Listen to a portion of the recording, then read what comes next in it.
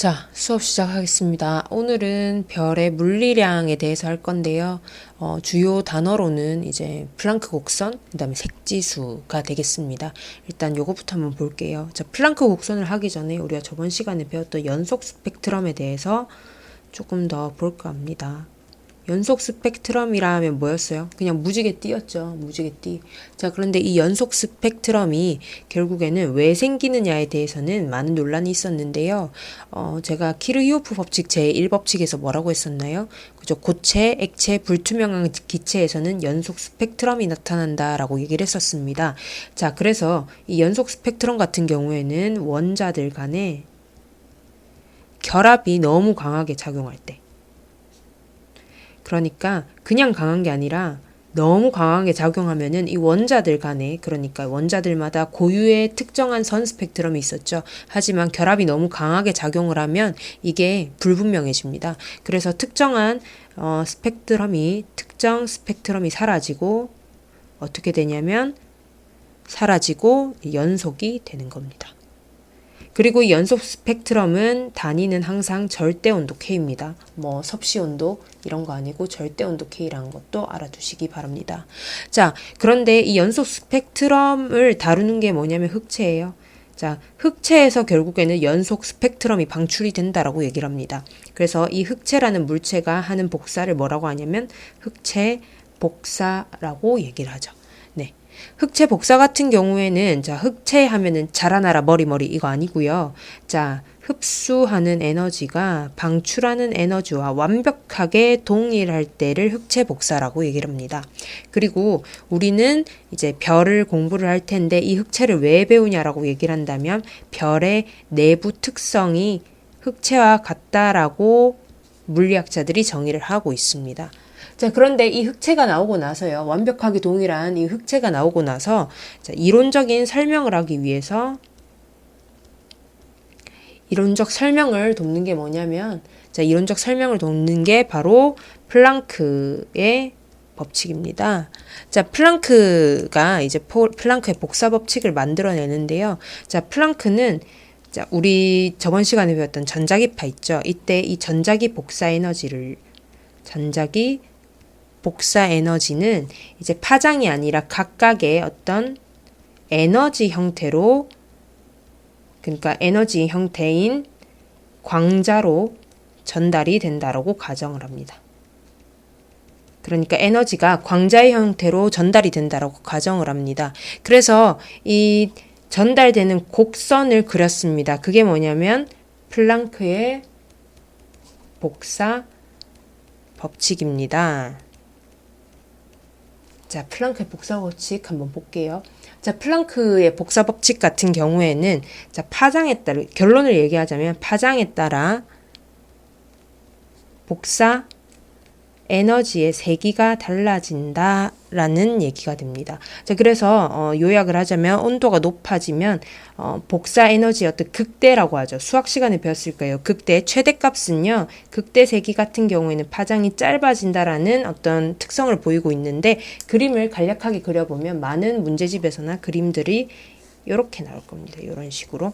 자, 그런데 뭐 EBS나 이런 데에서 보면은 그림들이 어떻게 돼 있냐면 이런 식으로 이렇게 돼 있어요. 일치한다는 형태로 이렇게 나와 있을 거라고 여러분들이 나와 있는 걸로 봤거든요. 근데 이렇게 생각을 하시면 안 되고요. 정확하게 얘기하자면 어떻게 돼 있냐면 약간 온도에 따라서 비스듬하게 갑니다. 이렇게 이런 식으로 가게 됩니다. 자, 그러니까 온도의 가장 꼭지점, 가장 높은 이 극대의 세기들이 어떻게 되냐면 조금씩 이동을 하는 게 보여요.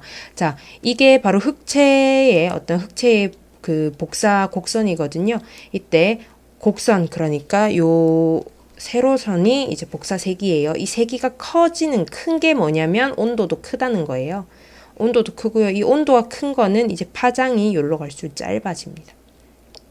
그러니까 온도가 높을수록 에너지가 강한 게 나온다는 거죠. 그러니까 뭐 가시광선이 아니라 뭐 감마선, 네, 그다음 뭐 X선 이런 것들이 나오게 된다라는 얘기가 됩니다. 그래서 이 복사 법칙이었던 곡선을 보고요, 빈이라는 사람이 법칙을 만들게 됩니다.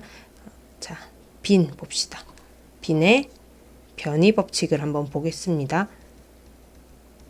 자, 빈의 변이 법칙은요, 여러분들이 시계에 따르는 어떤 단위를 잘 알아두셔야 돼요.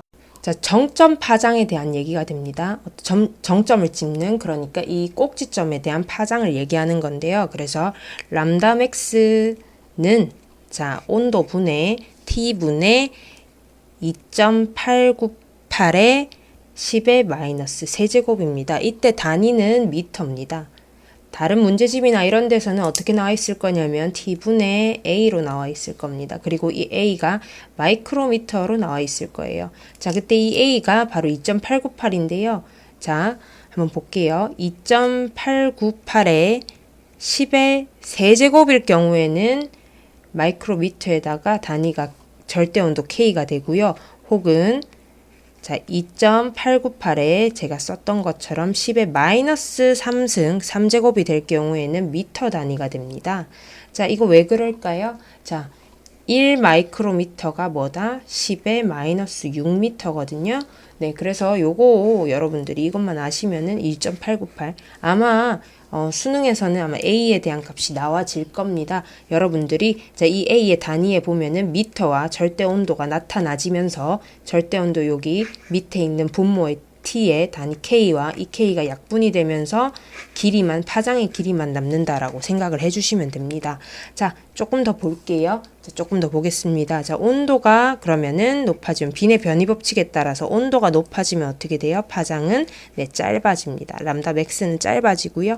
자, 파장이 짧아진다는 거는 우리 저번 시간 전자기파에서 빨강과 파랑 중에 어느 쪽으로 하는 거였죠? 네, 파랑 쪽이었습니다. 자, 그러면 반대로 온도가 낮아지면요. 파장은 길어지고요. 이건 결국에 빨강 쪽으로 가는 거겠죠.